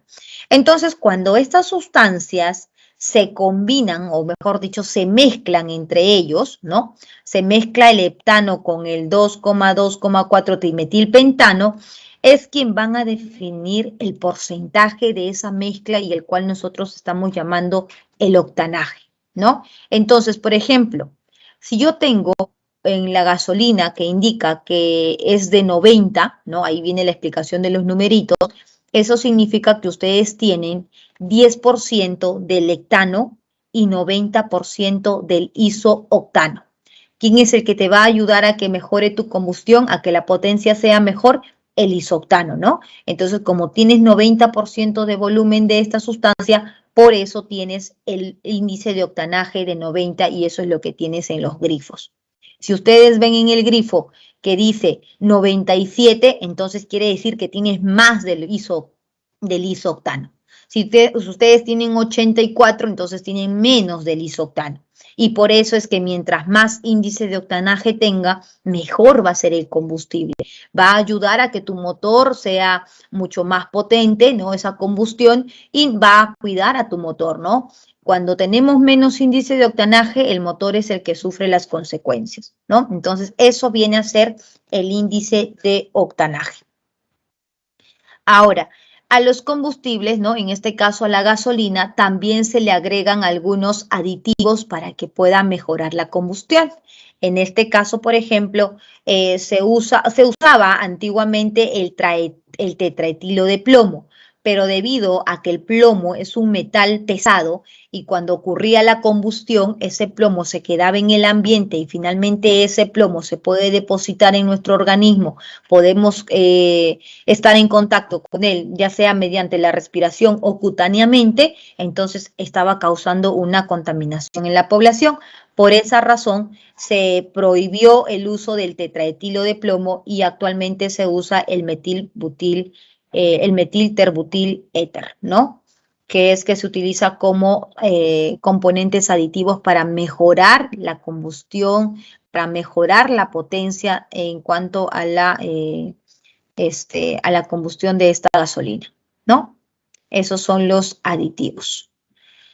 El gas natural, que es uno de los recursos que también tenemos en casa, observamos que el componente principal del gas natural es el metano. Miren, contiene entre 70 y 90% de metano.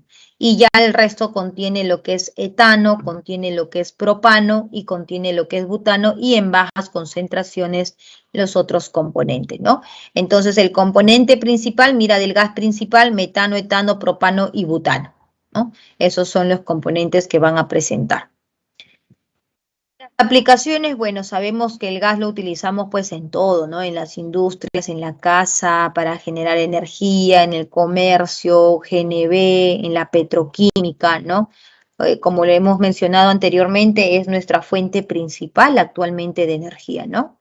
¿Qué haríamos sin el petróleo en estos momentos? No tendrían internet, imagínense cómo estaría, ¿no? La petroquímica entonces se encarga, chicos, de poder obtener todos los productos que se derivan del petróleo, ¿no? Los disolventes, los lubricantes, los neumáticos, los detergentes, los fertilizantes, por ejemplo, ¿no? Los explosivos y todos los plásticos son derivados del petróleo, ¿ok? Y la parte de la petroquímica se encarga justamente de realizar todos esos procesos para poder tenerlos nosotros y utilizarlos. Muy bien, ahora sí, entonces vamos a responder a los ejercicios de clase, ¿ya? Vamos con la primera pregunta. A ver, ¿qué tenemos en la primera pregunta? Pregunta número 1. Nos piden con respecto a los minerales, ¿qué hora es? Estamos con tiempo, ¿no? Con respecto a los minerales, seleccionen las proposiciones incorrectas. A ver, ¿qué tenemos aquí? Son sólidos cristalinos de origen inorgánico. Sí, eso es correcto, ¿verdad? Los minerales son de origen inorgánico. Muy bien, Ariana, muy bien. La clave Ariana nos dice dado. Acá todo es para marcar ya. Así que si tienen sus claves, me lanzan ahí sus claves. ¿Cuál es la alternativa? ¿Tiene composición química definida? Sí, correcto, tiene composición química definida. Todos tienen una fórmula, la calcopirita, la blenda, ¿no? La blenda es un mineral metálico. Acuérdate que un mineral metálico es aquel del cual nosotros vamos a extraer el metal. Y sí, de la blenda se extrae el zinc y por lo tanto esto es verdadero. Se forman vetas, dice, si forman vetas, ¿se extraen a tajo abierto? No. Si es diseminado, o sea, donde el mineral está en toda la superficie, eso es tajo abierto. Pero si están en forma de vetas, es como que está en cierto lugar, está localizado, entonces me toca solamente explorar esa parte nada más, ¿no? ¿Para qué voy a estar excavando la derecha, la izquierda, si el mineral está arriba a la derecha, ¿no? O a la izquierda nada más, en un lado nada más. Entonces me enfoco a ello y para eso tengo que ir a profundidad y por eso son los subterráneos. Así que en la 1 la clave sería dado. ¿Ok? Muy bien. En la pregunta número 2. A ver, ¿qué nos dicen? Los minerales no metálicos, ¿no? Con respecto a los minerales no metálicos. El cuarzo que viene a ser el óxido de silicio, es usado en la fabricación del vidrio. Correcto. El óxido de silicio se utiliza como materia prima. Ok, se utiliza como materia prima. La arcilla, el hormigón y la arena se usan como materiales de construcción. Correcto, eso también es verdadero, ¿no? Se utiliza como materiales de construcción. La piedra caliza es utilizada en la elaboración del cemento. Sí, el carbonato de calcio se utiliza como componente para la elaboración del cemento. Eso es correcto. Entonces, estamos viendo que todos estos ejemplos corresponden a los minerales no metálicos que son empleados como materia prima, ¿verdad? Y la letra D nos dice, para la elaboración del porcelanato, ¿se usan las rocas fosfóricas? No. Para la elaboración de los porcelanatos que hemos dicho que se utiliza las arcillas, ¿no? Y las rocas fosfóricas se utilizan para lo que es la extracción del fósforo, ¿no? Entonces, esto es falso. Uy, es falso. Y en la 2, la clave sería dado. Ajá, muy bien, Jeremy, dado. ¿Correcto? Pregunta 3. A ver, chicos. ¿Cuál sería la respuesta en la pregunta 3?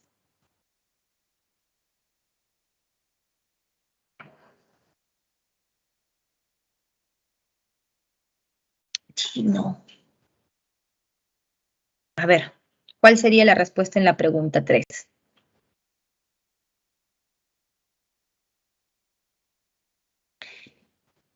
Esto es la metalurgia del hierro. Miren acá, el hierro se encuentra en la naturaleza en forma de óxidos como la hematita. Ahí está la hematita. Del cual se obtienen diferentes aleaciones como el acero. Claro, el acero está compuesto por el hierro, carbono, ¿no? Seleccione el valor de verdad o falsedad de las siguientes proposiciones. A ver, mis chicos, ¿qué clave marcarían en la 3?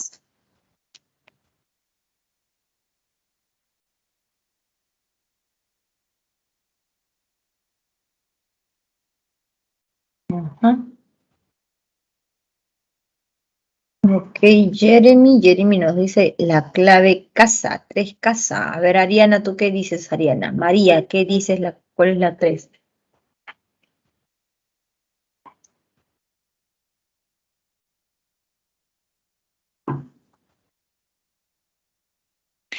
Se lleva a cabo en los altos hornos para la fusión y reducción de la hematita. Sí, eso es correcto, ¿no? Eso es correcto. Luego nos dice, la reacción del carbono con el oxígeno que forma el monóxido de carbono corresponde a la oxidación del monóxido de carbono. A ver, ¿el monóxido de carbono se está oxidando? No, corresponde a la oxidación ¿de quién? A la oxidación del coque, a la oxidación del carbono. Por lo tanto, esto sería falso, ¿no? Y la reacción de la hematita con el monóxido de carbono representa la reducción de la hematita. Así es, porque acuérdate que ese monóxido que se formó es un agente reductor y lo que hace un agente reductor es reducir a la hematita para que se forme el hierro, ¿no? Y por lo tanto, muy bien, exacto, muy bien Ariana, muy bien María, en la 3 la clave sería casa, ¿ya? ¿Los demás están marcando sus respuestas o no? Y ahorita tenemos que estar midiendo ya los conocimientos que acaban de ustedes de recibir, a ver qué tanto han comprendido, ¿no? Vamos con la siguiente pregunta, pregunta número 4. A ver, vamos chicos, pregunta número 4.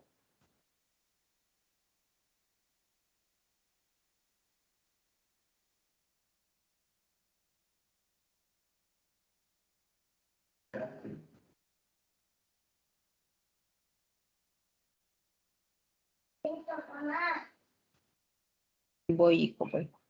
Ya. A ver, ¿cuál es su clave? 4.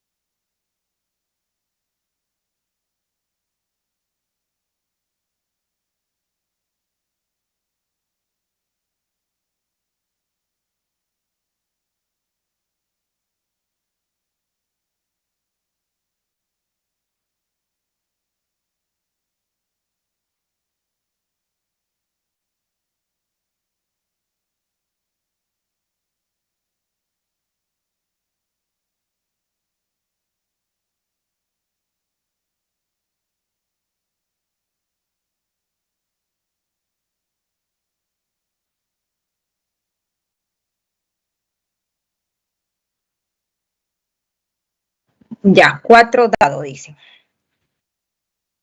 A ver, ¿qué es lo que nos dicen en la pregunta 4? En A se lleva a cabo la tostación de la blenda. Veamos acá la blenda, es el sulfuro de zinc. Conócelo, ¿ah? Ya tienes que acordarte. Y como es un mineral que tiene azufre, pasa definitivamente por el proceso de tostación para que pueda liberar el SO2 y efectivamente sí, eso es verdadero. En la letra B te dice, corresponde a la lixiviación del óxido de zinc. Entonces, corresponde a la lixiviación del óxido de zinc. La lixiviación es el proceso en el cual se emplea un ácido para poder arrastrar al componente, ¿no? Entonces, el óxido de zinc, efectivamente acá es arrastrado por el ácido sulfúrico llevándolo al zinc acuoso, ¿no? Más H2O. Entonces, eso también es correcto. Ay, aquí, correcto, verdadero. Verdadero. Luego nos dice, en C, por electrólisis, el Zn 2 se reduce a Zn, sí, correcto, porque el Zn 2 pasa a Zn, se reduce, pero se reduce en el ánodo. Acuérdate que la electrólisis se hace para poder aumentar su eficiencia, su porcentaje de pureza. Y todo porcentaje de pureza donde el metal se va a depositar, no se deposita en el ánodo, se deposita en el cátodo. Así que este enunciado sería falso y nos piden las correctas y sería 1 y 2. Muy bien, en la 4 la clave sería dado. Muy bien, chicos, muy bien, André, María, Ariana, perfecto. Vamos con la siguiente pregunta. Pregunta número 5, a ver. Con respecto a la metalurgia del oro. A ver, vamos. Pregunta número 5.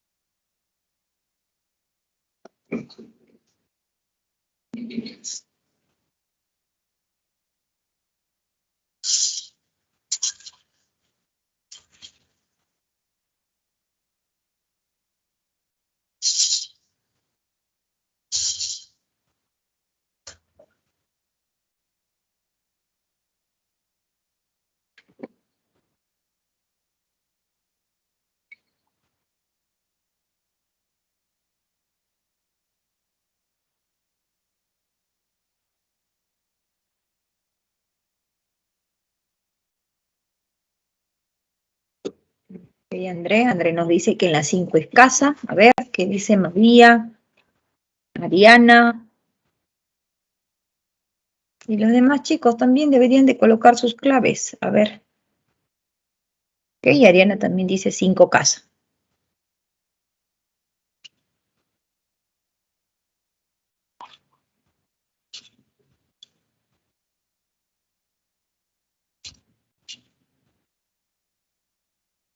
Ajá, muy bien, Alejandro. También dice casa. Vamos chicos, lean, tenemos tiempo, así que lean con calma y marquen cuál es su respuesta. Nos están hablando sobre el proceso de amalgamación del oro, ¿no? O bueno, en realidad, proceso de metales, no, de la metalurgia del oro en realidad, ¿no? Que puede ser por amalgamación o puede ser por cianuración, por cualquiera de los dos que hemos mencionado. Vamos entonces, a ver, ¿qué nos dice? En el enunciado 1, corresponde al proceso de la cianuración del oro. A ver, tenemos aquí el oro, el cianuro de potasio, y se forma el complejo donde vamos a ver encapsulado al oro. Y sí, efectivamente, eso es el proceso de la cianuración del oro. En la letra B nos dice, ocurre la oxidación del oro. Aquí nosotros estamos viendo que el cianuro, si quieren jugar con cargas, es -1, por lo tanto acá sería -2. Y como tenemos el potasio, aquí el potasio es +1 y el oro estaría trabajando con su estado de oxidación +1. Al momento que este zinc reemplaza al oro y el oro sale a su forma elemental, el oro se va al estado de oxidación 0. Entonces observo que el oro de +1 pasa a 0 y eso no es una oxidación, eso es una reducción. El oro se está reduciendo y por lo tanto ese enunciado sería falso, ¿no? Sería falso. Y luego te dice, el oro nativo también se puede extraer con mercurio por amalgamación. Sí, tanto el oro y la plata, no, el oro y la plata puede ser extraído con cianuro o con mercurio, ¿no? Por lo tanto, la clave en la pregunta 5 sería casa, ¿no? Verdadero, falso, verdadero. Muy bien, chicos. Eso sería en la pregunta número 5, casa. Ahora vamos con la pregunta número 6. A ver. 6. Dense el tiempo para poder responder a esta pregunta. Ya la ecuación ya está balanceada. 1, 3, 2 y 3. Nos dice la producción en la industria siderúrgica local presenta el 3% del PBI del sector manufacturero. Dicha producción es llevada a cabo por Sider Perú, Corporación y Corporación de Aceros. En esta última industria se procesan 8 toneladas de una mena que contiene el 60% de hematita y se produce la siguiente reacción química. Al respecto, determine la masa de hierro en toneladas que se pueden extraer si el rendimiento de la reacción es el 80%. Chicos, aquí es más por el hecho de que estamos hablando de los minerales, pero esto es estequiometría. Así que deberían de hacerlo todos. A ver, a resolver estequiométricamente. Todo se resuelve mediante la estequiometría. Pregunta número 6.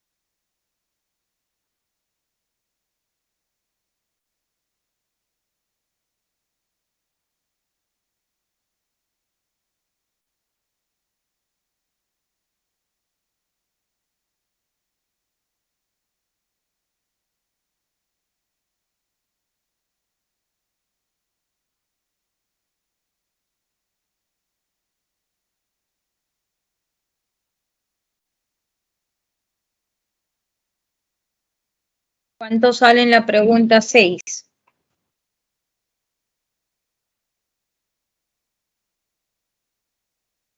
Voy a arreglar aquí.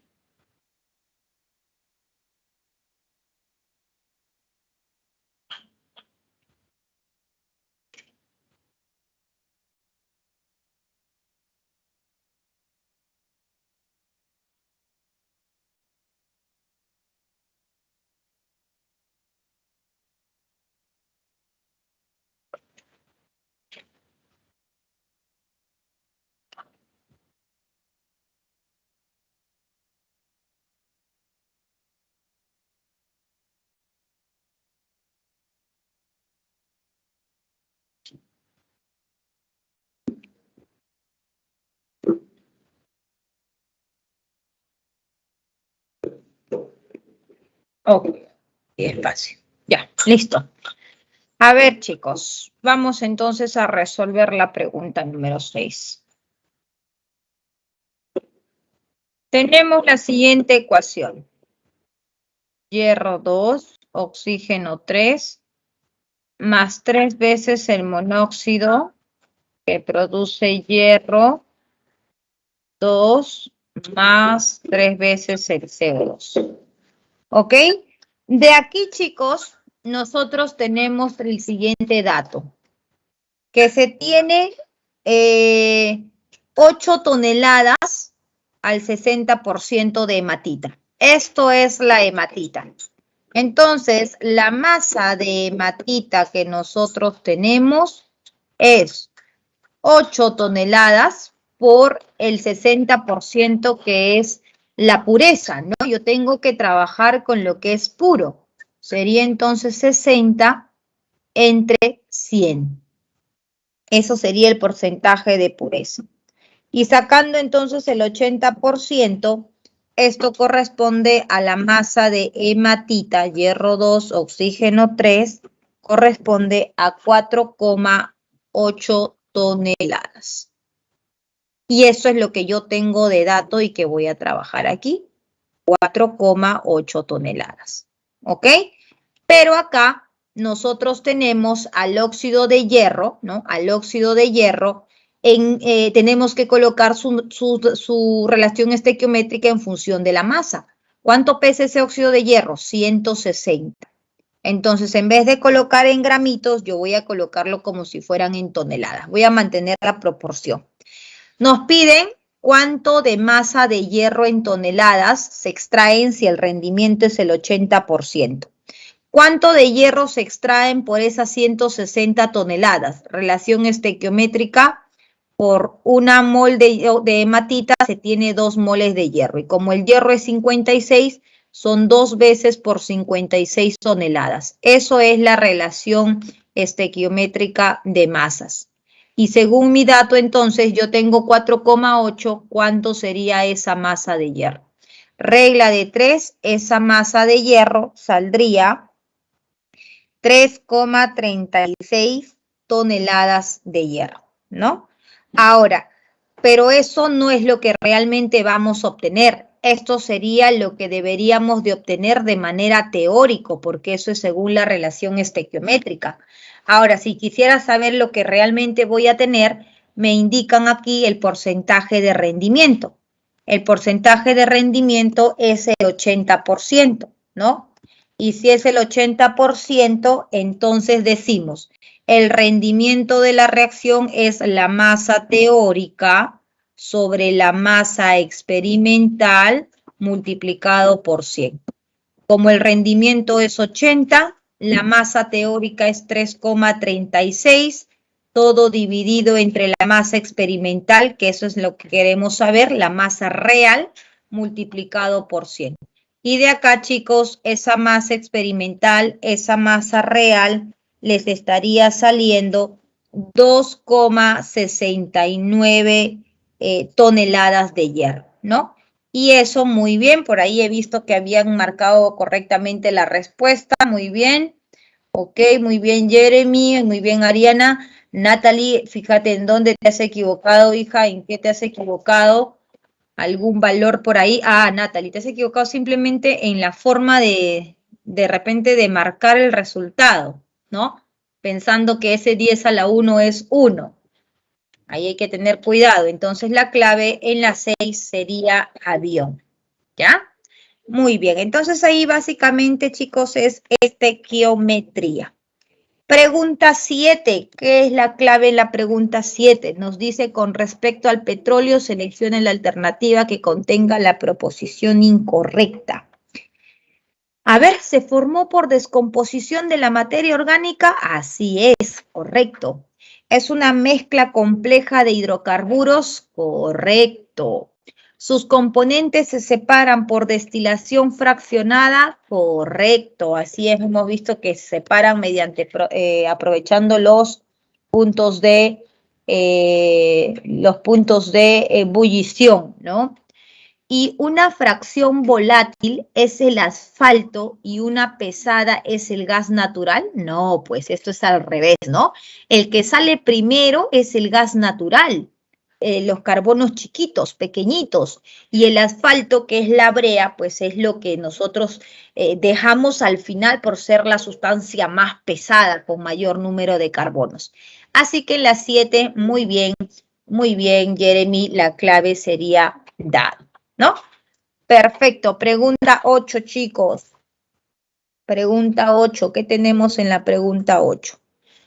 La gasolina Super Plus, dice, la gasolina Super Plus que produce y comercializa Petroperú contiene aditivos de última generación que garantizan la continua limpieza del motor, extendiéndose su vida útil y máximo rendimiento. Con respecto a la gasolina, seleccione la alternativa que contenga la proposición incorrecta. ¿Es una mezcla de hidrocarburos de carbono 5 a carbono 12? Sí, eso hemos visto en el cuadrito, sí, correcto. ¿El octanaje mide la capacidad antidetonante de la gasolina? Correcto, verdadero. Para elevar la calidad se usan aditivos antidetonantes como el metilbutil éter. Correcto. ¿Mediante el cracking del petróleo disminuye su producción? No, no disminuye su producción, ¿no? Más bien incrementa la potencia. Esto no tiene nada que ver con disminuir con la producción, así que esto sería falso. En la 8, la clave sería dado. Pregunta número 9. Acuérdense que el carbón, mientras más antiguo, tiene mayor poder calórico. A ver, miren acá. Turba, lignito, hulla y antracita. El que tiene mayor concentración de carbono, chicos, es la antracita, ¿ya? El que tiene más concentración, o sea que el más antiguo es la antracita. La turba es un carbón nuevecito. Va pasando el tiempo, entonces viene la lignita, pasando años viene la hulla y la antracita ya es al final que tiene mayor concentración de carbono. ¿La antracita, por lo tanto, tiene mayor poder calórico que la turba? Claro que sí. A mayor concentración de carbón, mayor turba. Muy bien, por ahí ya veo la 9 que me dicen que es barco, ¿no? ¿El lignito tiene la mayor antigüedad que la hulla? No, la hulla tiene más antigüedad que el lignito, por eso es que tiene más carbón. La turba tiene mayor porcentaje de impurezas que la hulla. Sí, eso sí es verdadero, pues, ¿no? Por lo tanto, la clave en la 9, muy bien, chicos, eso sería barco. Perfecto, 9 barco. Y en la 10 nos habla sobre la pampa de Melchorita, ¿no? Es una planta de licuefacción de gas natural ubicado en la costa de Lima y tiene capacidad para procesar 620 millones de pies cúbicos diarios. Dicho gas llega a la planta a través de gasoductos que cruzan los Andes. Con respecto al gas natural, seleccione el valor de verdad o falsedad. Es una mezcla de hidrocarburos volátiles cuyo componente principal es el metano. Sí, ¿no? Hemos visto que el metano es el que se encuentra en mayor cantidad en el combustible, ¿no? En la gasolina, eso es verdadero. El GNB dice, es una fracción que contiene metano y butano. No, acá vamos a colocar. El GNB, chicos, es un gas natural, ¿ok? Que contiene metano y contiene etano, ¿ya? Metano que es el CH4 y etano que viene a ser el C2H6. Esto es lo que contiene el gas natural vehicular, ¿no? En metano y etano, no butano. Eso sería falso. Y nos dice, su combustión completa genera energía y produce CO2 y agua. Correcto, eso sería verdadero, ¿no? La combustión completa siempre produce dióxido de carbono. Así que la clave entonces sería verdadero, falso, verdadero. La 10 sería avión, ¿no? 10 avión. Muy bien, chicos, eso serían las respuestas. En la pregunta, los ejercicios propuestos. 1 barco, 2 dados, 3 barcos, 4 casa y 5 dados. ¿Ya? Bien, entonces eso sería todo por hoy. Hemos acabado con las justas a tiempo. Y la próxima semana ya nuestro último día de clase, ¿no? La otra semana entonces haremos chocolatada, chicos. A ver, ¿quiénes van a traer el panetón, el chocolate, los bocaditos? Último día de clase la próxima semana. Se fue el ciclo volando, ¿no? ¿Alguna pregunta, alguna duda al respecto? Lo siento calladito, chicos. No son los mismos de antes. ¿Todo claro?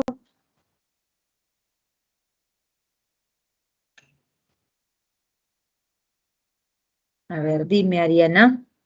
Te leo, te leo.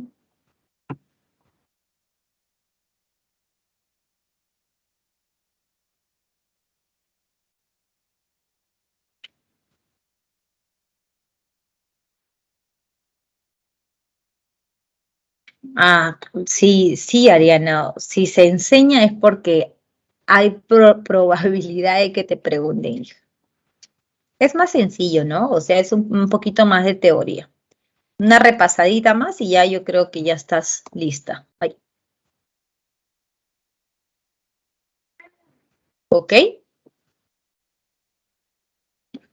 Listo, chicos. Nos vemos. Cuídense. Chao, chao.